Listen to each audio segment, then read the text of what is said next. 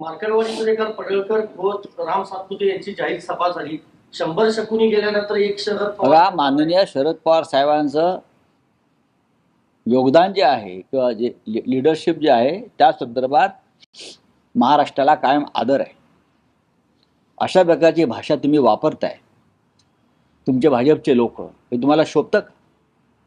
हा देवेंद्र फडणवीसांना शोभतं का आहे की तुमचे लोक अशा प्रकारे जाऊन शरद पवार साहेबांविषयी भाषा वापरतात, धमक्या देतात?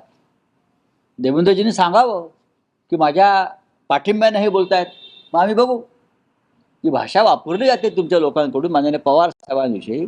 देवेंद्रजींनी स्पष्ट करावं, होय मी त्यांना सांगितलं ही भाषा वापरा.